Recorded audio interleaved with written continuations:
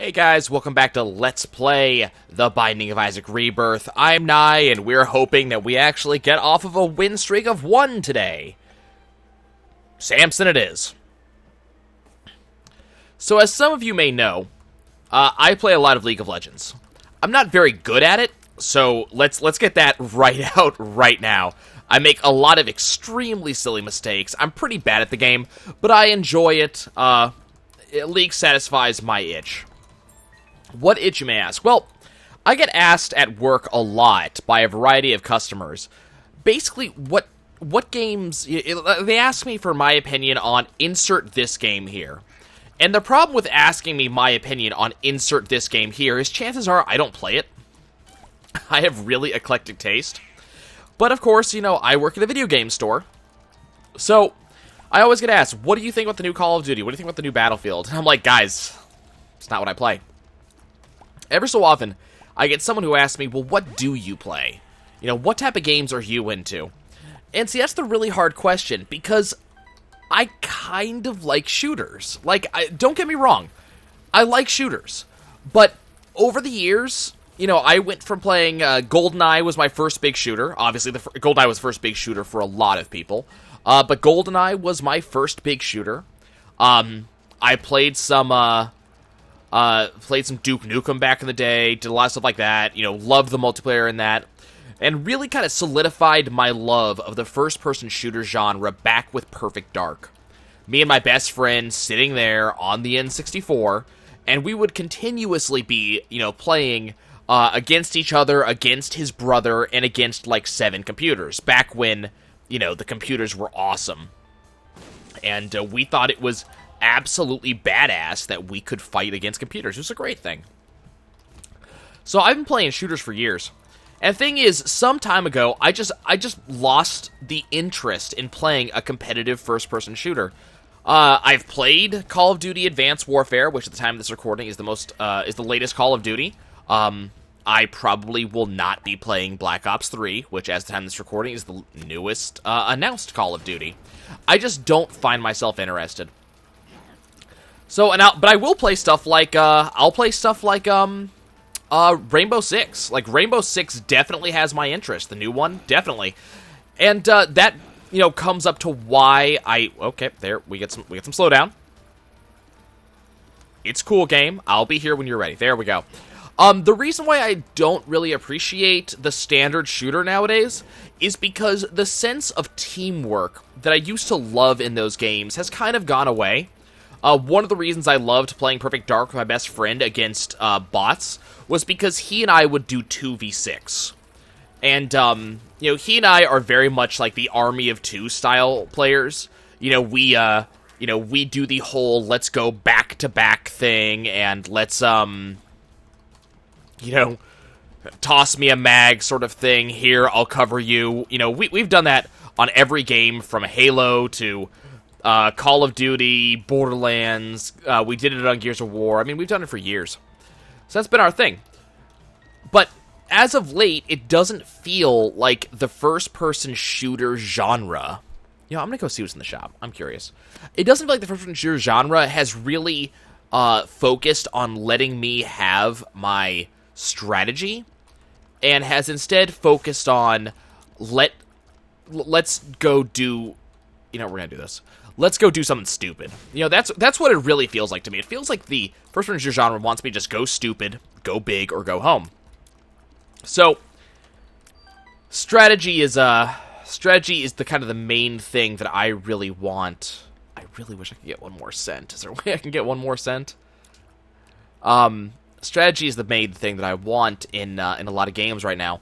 And I know you're kind of rolling your eyes and looking at me playing The Binding of Isaac, which is a game that doesn't have as much strategy as it has twitch reflexes in a lot of cases. And that's a legitimate point. But I would say to you that The Binding of Isaac has a fair amount of strategy. Do I take this item or do I take that item? Do I, you know, it's risk-reward and you base your strategy on that. Am I willing, as the Isaac player, to sacrifice those hearts in favor of potential goodness later? Do I go into this arcade and give up all these red hearts I have and reduce myself down to nothing in order to, play this Demon Beggar, increase my damage by a considerable amount, and potentially get a really good item. Like, that's the question. So I think there's a fair amount of strategy here. So that's what really got me into League of Legends, was the concept of strategy. The concept of working with teammates and deciding how are we going to do, to use the joke I used from Final Fantasy XI, in what order shall we do our weapon skills? That's what I really enjoy about it, because it's really, how are we going to use our abilities? How do we do something like that? And as you play the game for a while, once you kind of learn how different characters work, what their strengths and weaknesses are, how things happen, you begin to understand all of this, so you don't really have to ask the question much. But I really do enjoy there's a new champion, how is he going to affect things? Now, keep in mind, I'm not really good enough to really matter all that much. There's some definite things I'm good at, there's some definite things I'm not good at, and one of the things I'm not good at is making good decisions. But it's something that I enjoy doing a lot. I find it a lot of fun.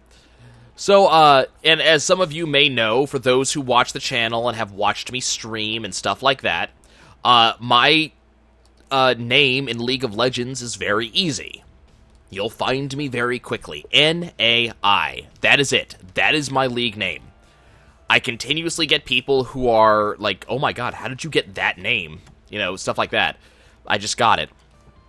So what really, kind of weirds me out is, and I mean, this is gonna happen. If you're the type of player who gets a really good name someplace, this is gonna happen, right? But there's some guy who has a longer name than I do. And Nye is part of this longer name.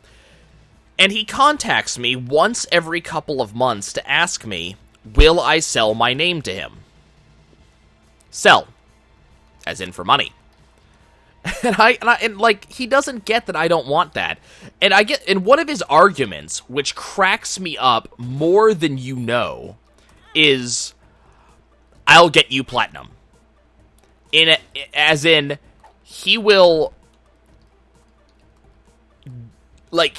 do so well for me in the game that he will get me high rank in the game.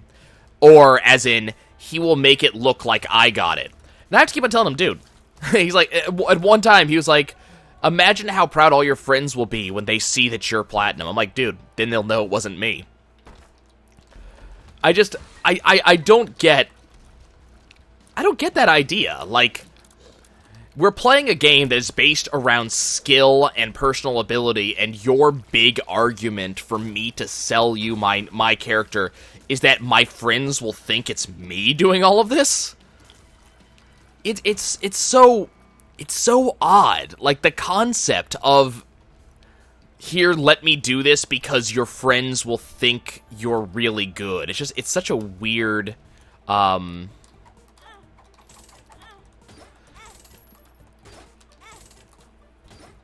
it's such a weird concept. Like, I don't understand. Okay. I don't know. I mean, I'm not really upset that he keeps on asking. I'm a little bit annoyed. Like, it gets obnoxious. And the thing is, I block him if he bothers me too much about it. But, like, every so often, I just clear my block list because there's no point having a block list for that long. So every so often, I clear my block list. There's I can see forever. Bad guess. Go ahead and pop this right now. Yeah, I kind of figured that was there. Paralysis. Luck down. Nothing really amazing. Okay, that's pretty good. I like that. If it was really annoying, I would just leave him on the block list. But every so often, I get rid of my block list because I like the idea of maybe I block people on accident. Maybe some of the people who I blocked are no longer jerks, and I can safely unblock them. Why does he always give me missing page too? But I like the idea of maybe things will be better this time. Doesn't always work out like that, unfortunately. But I keep on hoping, And I think most of us would keep on hoping, right? That someone would get the hint. Apparently that's not what's gonna happen, but I can hope deep down in the very cockles of my soul. A word I only use because it allows me to say the word cockles. But I can hope that maybe someday he'll get the hint that I don't want to give up this name. What's really funny is I think I've probably been using this pseudonym since longer than he's been on the internet. It's hilarious. So I'm glancing over at the League window, which is open behind my recording software. Not behind Isaac, but behind the recording software. And I can see that the taskbar is shining orange because he's still, there's still a comment that he's made that I have completely ignored and not bothered commenting on. Mostly today, I'm playing, we're still in the middle of the Steam Summer Sale. It's day 2. To give you an idea of, what time I'm doing this. But, I'm currently waiting for the next flash sales to show up. And, at the time of I started this recording, the next flash sales were going to start in, an hour and 45 minutes. So I decided, why not do some recording? I got to record every day right now. I'm in the middle of working on some new series, stuff like that, but I don't have a lot of time lately due to work, things like that. So I can't just record like I used to be able to. I gotta plan ahead, record ahead, things like that. So I'm trying to do that, but the problem was I kind of allowed myself to get behind on recordings and not have the big backlog that I used to have, especially last year. So I kind of screwed myself over in that way. So I have some things I'm working on, but they're not done yet. They're not ready. One series is done and waiting to go up, but I'd rather have a second series almost entirely done before I even fire off the first series to give me that time. Because, I don't have enough time to really do recordings, and I want to make sure that I don't miss. I'm okay with putting up a late video as long as I don't actually miss a day, which is a weird. It's a weird. I'll say that it's a very weird distinction to make. That it's okay to go up late as long as you don't miss a day. But for me, I don't want to be that guy. I don't want to be the guy who missed his upload.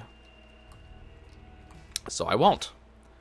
But that means that I'm spending a lot of time each day recording your daily Isaac, your daily Nuclear Throne, and whatever else I happen to make time for. And then we'll go from there. So I'm spending time. So I figured I might as well do this now because I'm just waiting for that next sale because I'm curious. There's a couple of games I'd really love to play. Both of them as a Let's Play, but also kind of for my own personal edification. And I'm really looking forward to seeing if those games do go on sale. I hope they do, because I think they're games that you guys would love to see. You probably have already seen, a variety of Let's Players do them, but I would like to be one of them. That's something that I always enjoy. I enjoy being one of those Let's Players. So I really hope I have the opportunity to play these games for you guys. It would make my day. I would be happy. Let's see. So that's Secret Room. We'll see what happens. I have no shortage of games to play. I have so many games in my Steam library. So, I have absolutely no shortage of games to play for y'all. I have no idea where I am. I don't know, what do you guys do to pass the time? If you know that you have to pass an hour or pass 2 hours before something that you're waiting for, what do you guys do? I don't know, I guess I'm a bit weird. I'll play a little bit of Isaac, but Isaac, it's not that Isaac doesn't get boring to me, because I'm not good enough to always win. I think if I ever reach the point where I'm always winning at Isaac, I might start getting a little bit bored. But thankfully, I'm not that good, as we have seen in the past couple of days. I die fairly frequently because I'm pretty bad at the game. So, but I don't want... I think Isaac would get boring if I played it too often, so I don't tend to play Isaac. I don't tend to play it when I'm not recording anymore. I mean, I'll be honest, even when, you guys have seen me boot up the game every time for the past couple of months, I don't have any other save files. So if I'm not recording, typically I'm not playing. Which I'm okay with. I really am. I don't think that there's much of a problem there. There's just no reason for me to do so. I'd much rather do it for you guys. But, it's still a very... Where am I? I know a lot of people use games like Isaac as their things to do when they're bored, when they got nothing to do. Isaac isn't that one for me. Nuclear Throne might, because there's no... At least as of right now, there's no progression system in the game. There's nothing gained or lost by playing without being on screen. But I would much rather... Well, that's not true, right? Because, that's definitely not true. Because the progression that we have is my amazement and surprise as I get to further places. It's, whenever I get to deeper areas or fight bosses, the progression is you guys get to see me being as surprised as I doubtlessly will be. So, I mean, so it's not true. There is stuff. So, there's that. I typically don't do much gaming as of late if I'm not recording, unless it's something like League of Legends, where, the only progression that we're likely to see is my own ability, and that's scant enough as it is, so why would we bother talking about it? What do we got over here? Wow. I'll be honest, we've been getting some crappy items today. Yeah, I don't know how I waste time anymore. Like, time wasting, it used to be this thing, oh my god, you're wasting time, or how do you waste time, or, don't mind me, I'm wasting time. I just don't do that anymore. I don't have enough time to waste. Which is a really weird thought. I used to never have that thought. Back a couple of years ago, I was doing a speech class.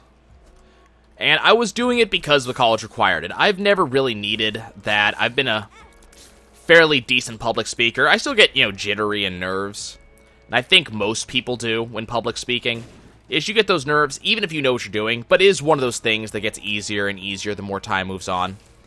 And it's never been terrible for me, because I've done a bunch of public speaking. I've given a couple of eulogies. I've given a eulogy for my own dad. And believe me, if you want to talk about a hard public speaking thing, try to give a eulogy for your own father when there's 2,000 people in a church and standing room only. Yeah, that will get you over them nerves right quick, y'all. But, I've done that. I've done, some speech stuff. I did debate club for a while. Like, wasn't a thing that I needed. But the college required it, so why not, right? Let me just get this out of the way. It should be an easy class.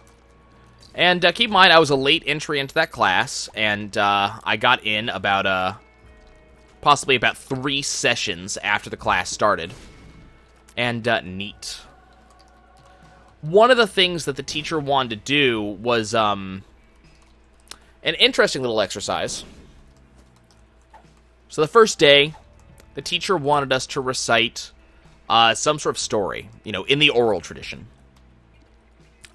And I was told that I could just not participate because I was late to the class and didn't have any time to prepare. And I went, no, I'll participate. Would you like me to go first? And, I mean, maybe it's a little bit cheap because I love to read and I love stories, so it was really easy for me to think up a story I want to tell. And, this is one that I love. I told the story of why the coyote housed the moon. And I don't know how many people know this story, but I always appreciated it. And it was very, very simple. Just said that the coyote was in love with the moon. So one day, the coyote decides he's going to make a ladder and he's just going to build a ladder from the ground to the moon so he can go up and see her.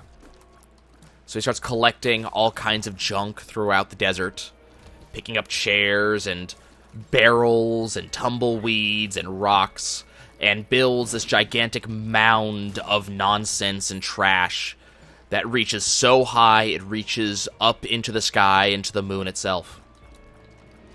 And one day he decides he has built it high enough that he's finally going to reach his beloved, and he starts to climb. And climb he does. He climbs to the top as high as he can go, and he's just not quite there. And the coyote is upset because he was unable to climb high enough, and he shakes with rage. And unfortunately, in addition to shaking himself, he also shakes the actual pile of junk itself. And he shakes it so much that the pile of junk falls over, spilling the coyote and all of his collected junk from its pile close to the moon, so close he could almost touch her, to the ground, spilling all of his work all over. And as the month turns, the moon gradually begins to wane and is no longer as big and as beautiful as she used to be. And then the coyote starts to howl, as he howls for all that he lost and can never get back, because the moon's going to be gone soon. Hence why the coyote howls the moon. Something like that, at least. It's been a while since I read that story and a while since I heard that story, so I'm not going to have it exactly the way it's supposed to be. But that was the story I decided to tell, because I was right there. And it was interesting, it was fun. I enjoyed the looks I got from my classmates. Wait, how did he tell this story? He didn't even know what the assignment was. So I enjoyed that. I mean, I've always enjoyed telling stories, so it was nothing big. But one of the other assignments we had to do, to get back on the entire original topic, was, the idea was we were to look at all of our belongings that we had with us in the class at the time. And we were to look at something we find are most important, something we find are least important. And, tell the entire class why. And there was a couple of other things, a couple other parts of the assignment. But, it was mostly the most important and least important. And that was pretty easy for me at the time. So I think, if I remember correctly, my most important was my cell phone. I think some people will roll their eyes and groan a little at that, at how important the cell phone is. But keep in mind, this was a couple of years back. I forget exactly when. But we were at a point where I don't even think, like, Android phones had not entirely taken off yet. We were still working on... We were kind of in the intermediary when the Razr was kind of a big deal. I was using a T-Mobile Sidekick and thought it was the coolest shit ever. So we had stuff like that going on. So we weren't to the point we are today. You know, iPhones were out, but I don't think that we had reached the insane level of stupidity that we have reached now. So I pulled out my phone. I said my phone was the most important thing I had because it allowed me to keep touch with my family. And back then, there were only two people in my family that were able to drive. It was me and it was my mom, because my, dad was dead at the time. At the time, because he was coming back from it eventually, right? But my dad was dead. My grandmother could no longer drive, so it was just me. And we lived in Colorado, and there wasn't really much of anybody else that we could really rely on where we lived. There were no people that we could rely on to kind of be there should we need help. So my phone was kind of my most important thing, my most important possession, because it allowed me to keep in touch with my family, should I need them or should they need me. Very important thing to me. And obviously, that made sense. Least important thing to me, I said, was my watch. Now, you gotta understand, this was also a weird thing for me to say because of the nature of the watch in question. It was one of those weird keychain ones. We saw it at the Eddie Bauer store. It was this lovely, like, stainless steel watch that was just kind of, What are you gonna give me? Mom's bottle of pills, huh? I don't know. There's not really any good pills. I think I'm gonna stick with the Head of Krampus. But it was this, like, stainless steel watch that just... It was like a keychain, just hung on your keys and just told the time. But it kind of looked nice, and I remember I had asked my mom for it, and it was a gift that I kind of wanted for Christmas or something like that. So...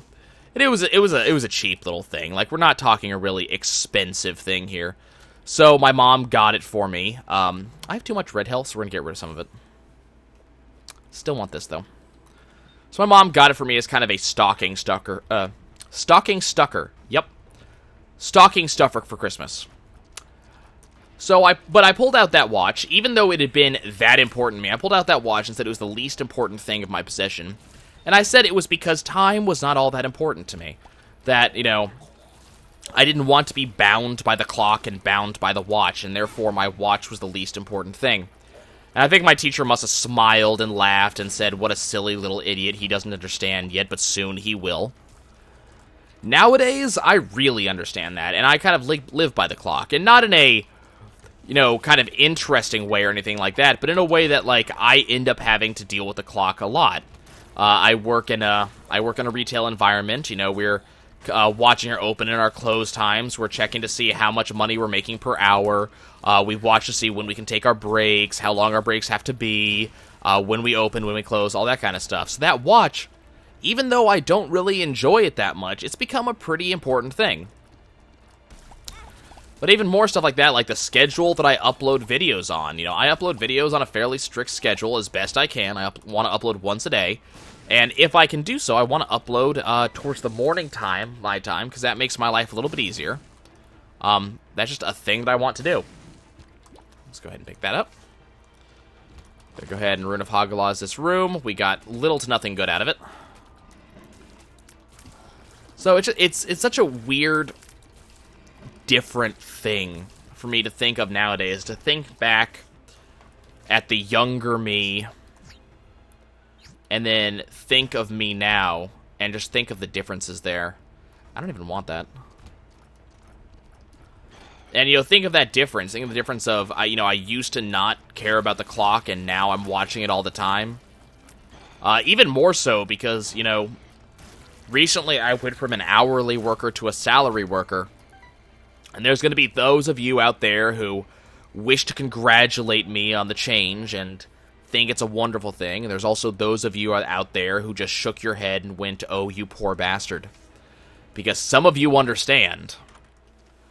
But it's definitely a different thing, because it used to be that I watched the clock really closely to see what time I had to leave before I went over on time. Because you got to keep in mind, even though I was hourly, I still ran my store, and I was responsible for us coming in under on hours. Nowadays, I run the store, and now I'm salary and something else. So it used to be that I had to watch the hours and just make sure that I was coming in under the hours that I was required. Nowadays, I have to watch the hours and make sure I come in under, but make sure that I myself, have a lot of hours personally. And it's a very different thing. It's a weird thing. You know, it's a weird change. It's very odd to go from a worker that I am not allowed to work over 40 hours a week, and because my company doesn't believe in overtime. But I'm not allowed to come in on over 40 hours a week, and I'm not allowed to.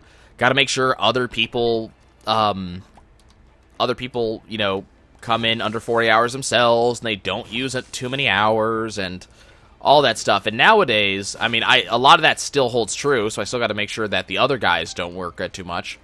But now, if I want to work 800 hours in a week, if that was even possible, I can. It's something I'm allowed to do, and, good for you. You're showing initiative and all that good stuff. Time has suddenly become an incredibly important and somewhat precious thing. And it's altogether odd for that to be the case.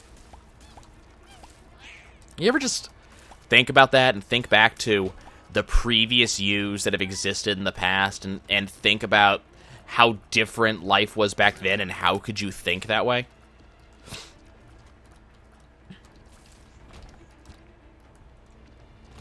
I hear some people do that, and it's not always a very attractive thing to them. To think back to the them of yesteryear. And I guess I can kind of understand that. We as people, we as mammals, we as the beings who we are, we're not always the most attractive things out there.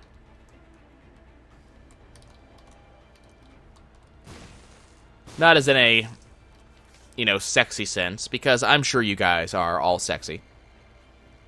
I'm certain of it. But in a more basic sense, we as humans, we're weird. We do weird things. We're very mean to each other most of the time. We have weird thoughts. We are very different from our animal brethren. Some of us are very proud of that fact. Some of us are very proud of how different from animal brethren when the animals are probably better than we are in a lot of cases. I think I've been everywhere on this floor. Haven't had the top secret room, but I'm not going to try too hard for that.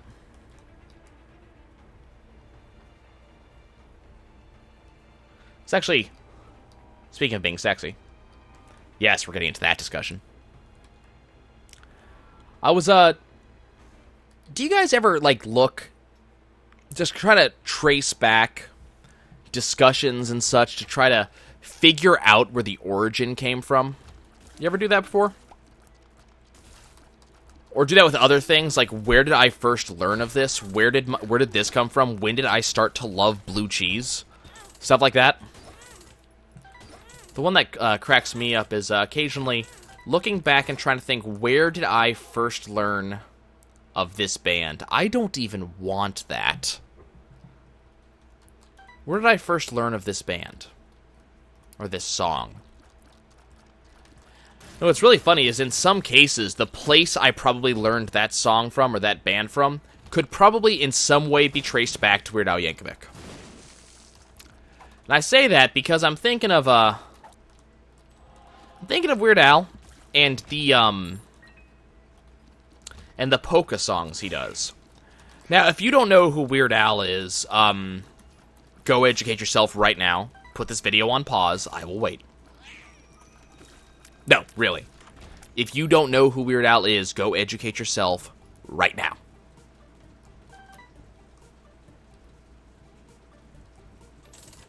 I'll just play a donation machine while you do that.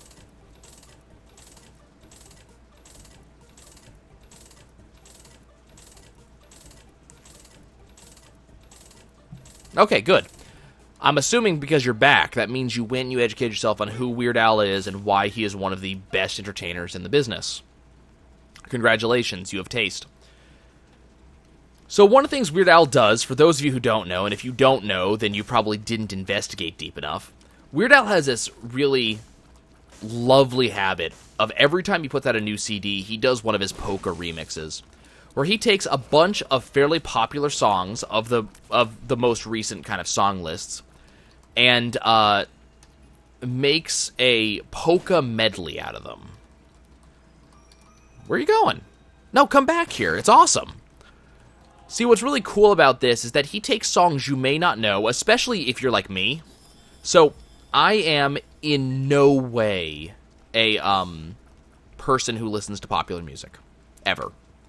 I don't listen to the radio. Kind of weird like that.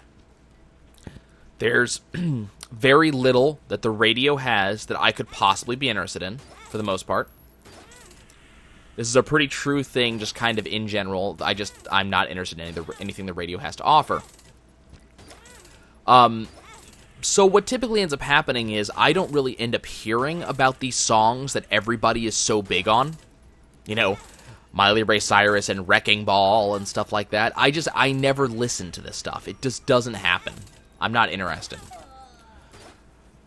So, what ends up happening is that... Nice. That's exactly what I want to happen. What ends up happening is that I end up not hearing about a lot of these really big songs. And generally, I'll be honest, I also don't care. Typically, most of these bigger songs, I couldn't care less. Honestly, I honestly don't care about Wrecking Ball. Well, actually, the song itself is pretty good. But I don't care about Miley Ray Cyrus. I don't care about stuff like that. It's just not interesting to me most of the time. That's what I'm looking for. It's exactly what I want. But what he does is he takes a lot of pop songs and he arranges them together, puts them to a polka backdrop, and then proceeds to be awesome and sing the songs himself. And some of the songs are really weird, like, this is not something you'd expect to hear out of a male singer. For example, Wrecking Ball, for example, Milkshake, or whatever it's called. So, listen, God, I keep on walking back, damaging myself, going to fight the boss trap room, picking up health on the way. Good? Good. But there's songs that I've learned to enjoy because of Al. God damn it. So what happens is, you know, after I've listened to some of these songs of his, I'll actually go look them up. And lately, with his latest CD, Mandatory Fun, I actually went up and looked him on YouTube so I could actually hear the song itself. Which, by the way, totally go do that. Like, it's entertaining just to see how widely different these songs are. And I swear these songs get really high search results, not because they're good, but because Weird Al sang them. Bet you. But, so I ended up going up and just looking up some of these songs. And some of these songs, I never would have actually done them myself. For example, I think I may have talked about this in a video in the past, but the song Timber by Pitbull and Kesha, I believe. Not a fan of either one. Pitbull's kind of cool. I kind of like him, but every single one of his songs is about sex, so I get bored. And, nope, seriously, go listen to them. And, Kesha lost me at Hello. I mean, really. She lost me at $ instead of S. So, but for some reason, that damn song is catchy. I don't know why. It doesn't speak to me on an emotional level. It just, the song's catchy. Whatever it is, it's Thrift Store by Macklemore. Get Lucky by Daft Punk. All of those songs I never would have listened to, but Weird Al did an awesome rendition of them, and all of a sudden I went and looked them up and bought half of them. But even more than just the just those songs, just the polka songs, there are songs that I never would have listened to or cared about if it wasn't for the fact that Weird Al did a version. Whatever it's Blurred Lines by Alan Thicke. I had listened to my mom and my sister, who had listened to it one day. I was listening to the lyrics and I went, because they were singing along. And keep in mind, my sister was probably 12 at the time. And my mom is, a 40-year-old woman, so I went, are you guys actually listening to lyrics to this song? And they said, yeah. And I went, and you think it's okay? Because my mom used to be, really, concerned about stuff like that. No longer, obviously. But Word Crimes, oh, that song is amazing. That song is so good. What I'm going to do nowadays is whenever I see YouTube comments I don't like, I'm just going to link to, a music video for that song. Which, I encourage all of you to do that. I really do. If you ever see just stupid YouTube video comments, especially ones with common misspellings, things that use net speaking, just link to Word Crimes. That's all you have to do. Not only will it get Weird Al to be more popular, which he deserves, and I'll crusade that if I have to. I don't think I have to, but, not only will it make Weird Al more popular, but also it might just educate some idiots. But it was interesting going back, looking through my music collection recently, and just seeing all of these, alright, I should probably go get the Eternal Heart. Just seeing all of these songs that I probably wouldn't be listening to. I'll give you a really good example, because this was a really fun example that just kind of showed up one day. 1 Week by Bare Naked Ladies. Now, keep in mind, I had been listening to Weird Al's version of this, it's called Jerry Springer, for a couple of years before I ever tried the Bare Naked Ladies version. And the only reason I ever got into Bare Naked Ladies was very specifically the Another Postcard song. Heard it one day on something. My family has a rule that whoever's driving the car gets to choose what we listen to. So, for example, if you're in my car, you're listening to whatever is on my phone at the time, which is whatever the hell I want to listen to. No, we will not be listening to any radio station that exists because I am not going to sit in my car and listen to commercials. It's not going to happen. So, because of that, whenever anybody else drives, I typically am not in the car. But sometimes other people drive, and I have to listen to their music. And that's when I heard stuff like Other Postcard. And for some reason, it's just another one of them catchy songs, so I decided I liked it. And because I liked it, my mom decided that would be a good birthday present for me, was to get me whatever album that was on. So she did. And that album was kind of good. There was some good stuff on there. But somehow I forget how. I think I was looking up music on iTunes or something, because back then I had an iPod. And looking up various songs, and I found, $1 Million, that was Bare Naked Ladies. And I was just looking up, this is back when I thought, like, when I started getting the idea that I could buy individual songs I wanted, as opposed to entire albums that had a lot of songs I didn't want. So I bought a bunch of songs. And I bought 1 week, and I listened to it. I forget why that particular song grabbed my attention, but I listened to that song, and I went, wait, I know what this is, and it turned out that was the thing that the Weird Al had parodied for me years and years ago that I never knew about. So I got very late on that train. But hey, better to late than never, right? Yeah, I gather that's not exactly how that actually goes. Hey, look, hearts I don't need. Well, we may not become Guppy this run, which is a little bit different. We're just going to do that because I don't feel like dealing with that. There are songs that I listen to when Weird Al does it, and I go, wow, this song would be... I go listen to the original, and I end up going, wow, this song would be so much better if Weird Al sang the entire damn thing. Some of these artists, I can't stand. I don't know what it is. Well, maybe can't stand is too strong of a term. Yeah, I think that's probably too strong. I just don't... I prefer the Weird Al version. It may be one of those things where it's because I heard the Weird Al version first. That's why I like it more. But for example, I really liked the Thrift Shop by Macklemore part that Weird Al sang. So I went and looked it up. And I do not like the actual song at all. I don't know why, but there's just something about it I just really dislike. So, and then there's nothing wrong with the song. It's just, I guess the main guy, I don't like the way he sings. Now, the big black guy, whoever that is, the one who actually sings the part that Weird Al went on, I like that guy. He's got a hell of a voice, and I want to listen to more of it.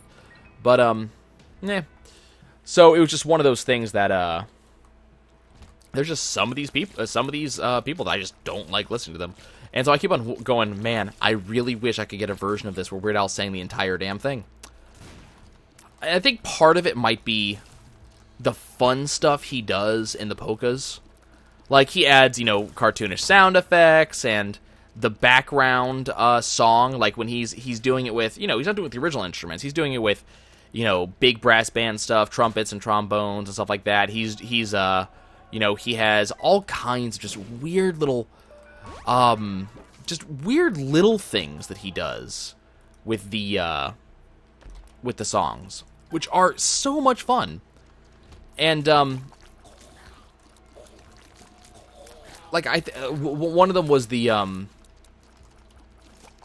I'm Sexy and I Know It by LMFAO. Keep in mind, I wouldn't know these names and these artists if I had not actually gone and looked them up because of this song. But I liked the way he did that, his version. When I looked at the regular version, didn't really appreciate it that much. But I went, man, if Weird Al sang this entire thing. I have a real appreciation for Daft Punk. So, by the way, this entire rant is all on one song that Weird Al did. I really didn't ever get an appreciation for Daft Punk until lately, which is really weird because they've been around forever. And I've known about them forever. I just didn't know that I knew about them. And I had heard, I I had heard the phrase "up all night to get lucky" multiple times, and I thought it was just a phrase, right? Just a thing that exists, just kind of one of those, people are saying this thing. I didn't have any idea there was a song for this. Until I listened to some video where someone referenced it and someone else said, "Oh, I don't like that song." And I went, "Wait, there's a song?" But I never really pieced it together. And then the very end of Mandatory's Fun's polka was "Up All Night to Get Lucky." And for some reason, I really like that version. There's something is really awesome about Weird Al's version of that song. Even just the 30 seconds he sings, whatever it is. And then I went and looked it up, and the light show was awesome, but the actual song itself isn't. Which is kind of, it's one of those sad things. It's like, man, I really wish this version had been as awesome as his was. And sometimes it's stylistic choices. Like, my game store in question, the one I work at, we were running the Defiance commercials, the ones that were all over TV that used Radioactive by Imagine Dragons. And I'll admit, I actually like that song. It might be just the Stockholm Syndrome of having to listen to it over and over and over when the commercial was running in my store. But, I actually like the song. But there's something about... The song is good. And I have, 6 versions of it on my iPod. And I'm not even joking about that. Well, 4 versions. Not iPod, phone. But I have 4 versions of that song on my phone. But there's... Okay, so the Guppy dream just got real. Do I want to take Pandora's box? Yeah, we're going for it. We're going for a Godhead. Let's hope for a Godhead.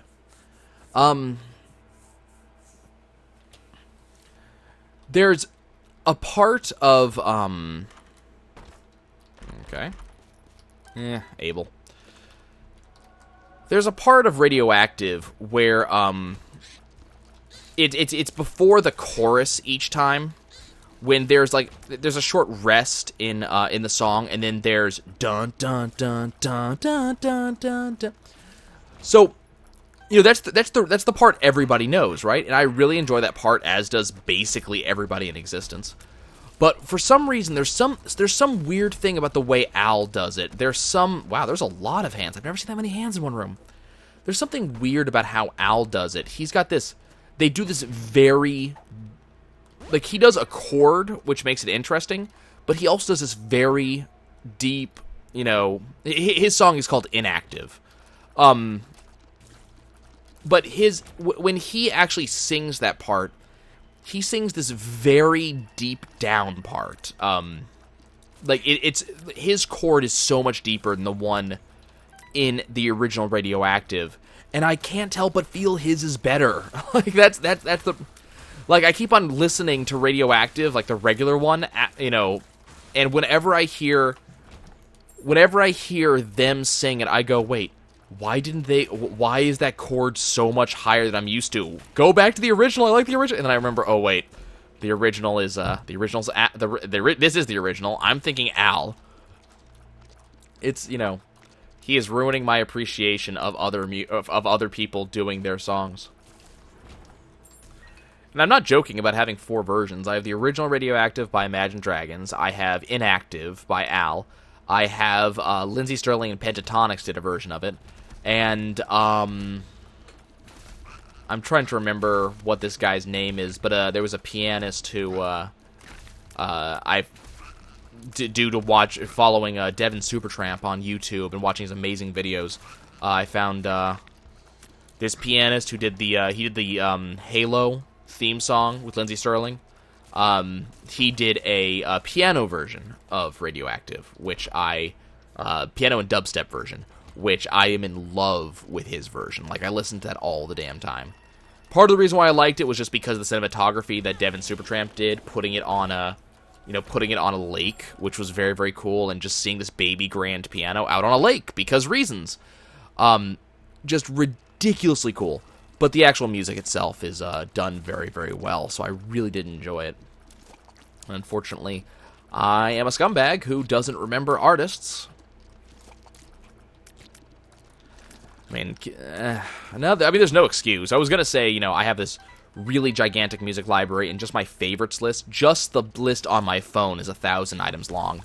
But then again, I don't know what regular music libraries are anymore. I used to think it was just a couple of CDs, like maybe 2 or 3 CDs. And then back then, when I used to think that, you know, a CD was, what, 10, 20 songs at most? So you could have 10 CDs and maybe have 100 songs. I have 1,000. I don't know if that's big or not. Like, I don't know. Like, keep in mind, this is, when I say 1,000, I mean 1,000 actual songs that I really like listening to. I mean, yes, I'll skip a couple of them every once in a while. But these are 1,000 songs that I will identify as my favorite songs in my music library. My music library itself is huge. I just keep on buying albums of people I like because I like supporting artists that I like. But, just weird stuff. That's what I'm going to say about that. Weird stuff. Where's my secret room? There's my secret room. We already got Magic Mushroom, so I don't know why I'm doing this. Oh, right, that's why I'm doing this. Luck up. I remember now. Let's go faster. I really wish that we had any way to get into this boss trap room without taking more damage than I care to take, but we don't. What was this again? Paralysis. Yeah, apparently that's the end of my owl rant. Not really a rant. I wasn't really ranting. I was just speaking a lot. Unfortunately, we don't have a lot of damage on this floor, because this is one of the first floors we've fought so far where I wasn't able to get Bloody Lust to do much. We're not making a lot of flies, unfortunately, because we are not actually Guppy. I mean, we have some, but okay, let's get rid of that nub. This is one of those times where we're actually fighting Mom, and I don't actually have that much damage. Typically, when we fight Mom, I actually have a lot of damage. This time, I do not. Okay. And the dream, unfortunately, is not real, but Scapular is still a really good item. I was obviously hoping for, Godhead, because we haven't had, I think we've gotten Godhead twice. We didn't quite get it again. Oh, I'm taking damage. It's cool. No big deal. I wouldn't say this run is fated to win, but it's gonna be kind of hard for us to lose. I'll be honest. Can you die, please? I mean, we could lose. It's definitely a possibility. The loss could happen, especially if I play badly. But, I don't think it's incredibly likely. I wonder, would the game consider it as a loss if I died here? I don't even know, man. So I mean, the question is, would it be a loss? Because I beat Mom. I beat Mom's heart. I'm probably gonna beat Isaac if I stop taking stupid damage.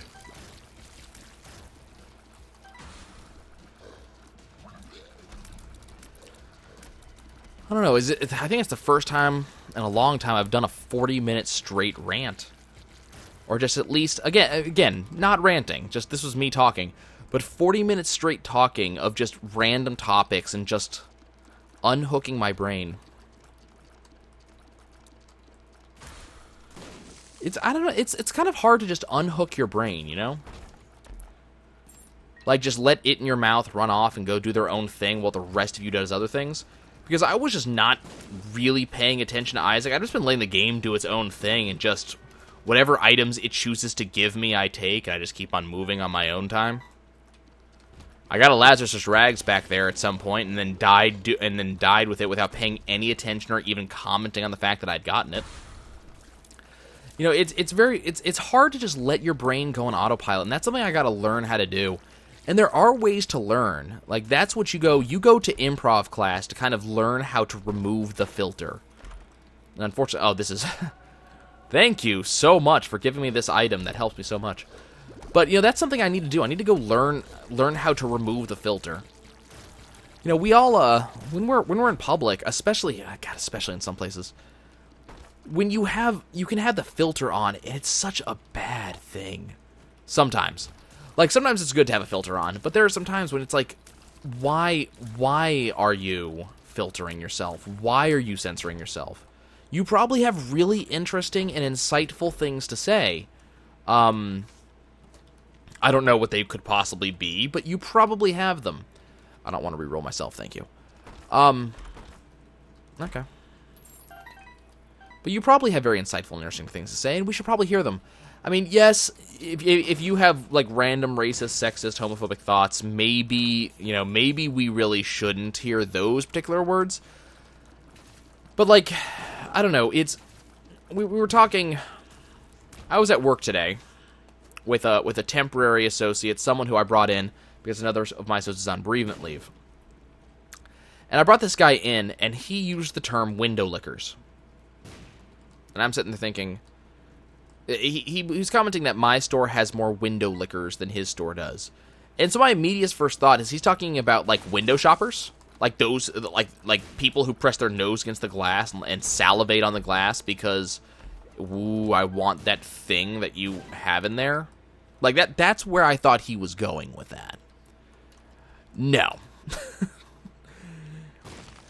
Apparently, window licker was his colloquial term for mentally retarded.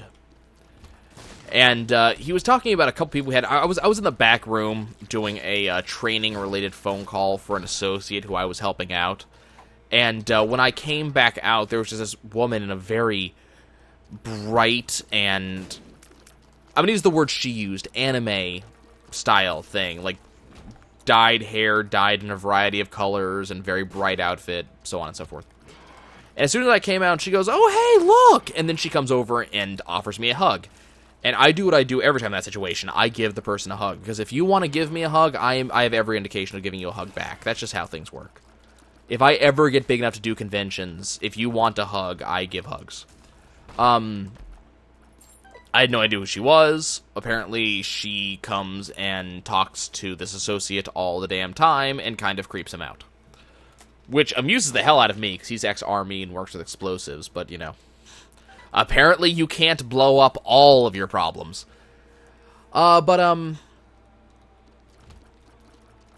Window licker was his term. And it was it's one of those weird things, like, I can't decide between if I think you should censor that, or if that's the type of thing you should self-censor, or if that's the type of thing that, no, you should be talking about this. These are words I want to hear because you are giving me something to giggle about in my own private musings later on tonight. No, not in that way, you sick bastard. Don't think that way. I'm talking to you, not me. This is not me self-talking. This is me talking to you. Yes, you know who you are. You know what you did. There we go. I was wondering when we were going to find this. But, like, I live in New Orleans, and there's a very large African-American community here. And keep in mind, I've gotten in trouble on more than one occasion for using the word African-American instead of just black. So, if you want to say that to me, just understand I've been taught already, and I'm going to continue doing it because there's certain things there's certain phrases that I like. That's one of them. But, one of my associates is black, and we've been talking, we talk a lot about a lot of things. He's a huge comic book nerd. And we were having a discussion regarding, I think I put up a step stool and a chair up against each other in our back room and had left, and they fell over. And he said, "Well, this place is haunted." Keep in mind, we were up in the front at the time. And I went, "Well, you should go to the back and check it then." And he goes, "You kidding? The black guy always dies first." And I said, "I know, that's why you should go back and check." Just ragging on each other like we always do. But it was one of those, the white guy is not allowed to say that in our society, and I don't get why. Like, it's just one of those weird things. Like, this is we both agreed that it was funny, we both laughed at it, so why would it have not been okay for me to say? We both can make that observation. In horror movies, black guys die first. It's just one of those tropes that happens a lot. So why would it have not been okay for me to say it? And I feel like it might have, like, with him, probably not. We make those jokes all the time. we continuously make the joke that I can't jump, even though I'm the one who typically takes a, you know, standing jump on top of the counter when we have to put stuff up. And on the other hand, I'm probably going to die here. There's a not insignificant chance that I'm going to die in this room. So, I mean, we make those jokes all the time, but it's one of those things that this probably not a joke that could have been made with a random associate I don't know. And I don't understand. I don't understand why society is like that. Like, why? Maybe it's just me. Maybe just the way I was raised, and that I'm of the feeling that would be not necessarily an okay thing for me to say. But I can't help but feel that wouldn't have been an okay thing for me to say. I don't know. It's just one of those things. I mean, maybe it's how I grew up. There's a distinct possibility this is just a how I grew up thing. I cannot believe I didn't die just now. I should have died. I should have died like 7 times over.